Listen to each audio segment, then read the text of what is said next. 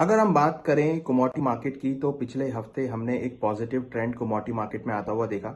हमने देखा कि पिछले हफ्ते गोल्ड सिल्वर के भावों में एक शानदार रैली बनती हुई दिखाई दी, जहां गोल्ड के भाव करीबन 2.5% से ज्यादा बढ़ते हुए नजर आए। वहीं हमने देखा सिल्वर के भावों में 6% से ज्यादा की तेजी देखने को मिली। सिल्वर के भावों ने अपना उच्चतम स्तर 1,85,234 का टेस्ट किया। वहीं हमने देखा कि बेस मेटल में कॉपर ने भी अपना रिकॉर्ड हाई 1096 का एमसीएक्स पे टेस्ट किया। वहीं अगर हम बात करें क्रूड की या नेचुरल गैस की, तो क्रूड और नेचुरल गैस के दोनों के ही भावों में एक तेजी का ट्रेंड बनता हुआ दिखाई दिया। तो अगर हम अगले हफ्ते की बात करें तो हमें लगता है कि कमोडिटी मार्केट में जो सेंटा रैली है ये यहाँ पर कंटिन्यू हो सकती है और अगले हफ्ते भी आपको गोल्ड सिल्वर के भावों में, क्रूड के भावों में, कॉपर के भावों में, नेचुरल गैस के भावों में तेजी देखने को मिल सकती है।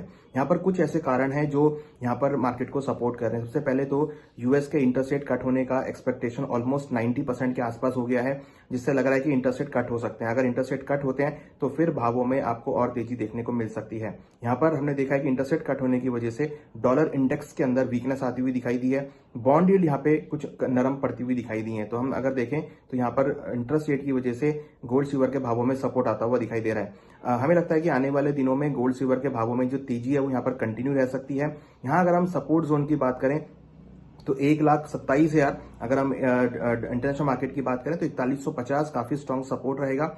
हायर साइड में 1,33,000 जो कि करीबन $4300 के आसपास एक रेजिस्टेंस हो सकता है।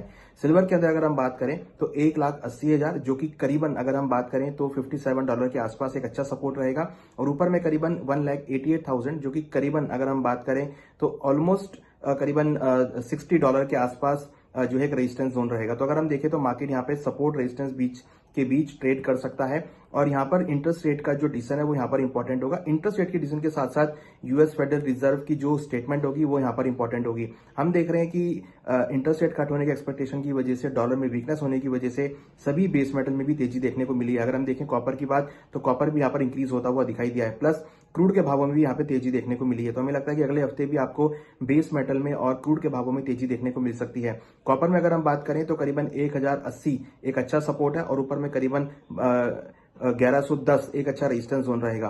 क्रूड में अगर हम सपोर्ट की बात करें तो करीबन 5250 और हायर साइड में करीबन 5600 ये सपोर्ट रेजिस्टेंस रहेंगे। हमें लगता है कि अगले हफ्ते भी कमोडिटी मार्केट में, गोल्ड में, सिल्वर में, क्रूड में, कॉपर में तेजी का ट्रेंड देखने को मिल सकता है। यूएस के डाटा नजर में रहेंगे और यूएस का जो इंटरेस्ट रेट का डिसीजन है वो यहाँ पे नजर में रहेगा। तो ओवरऑल अगर हम बात करें तो अगले हफ्ते भी गोल्ड सिल्वर के भावों में एक रैली जो बनी है, जिसको हम सेंटा रैली बोल रहे हैं, ये यहाँ पर आगे भी कंटिन्यू हो सकती है।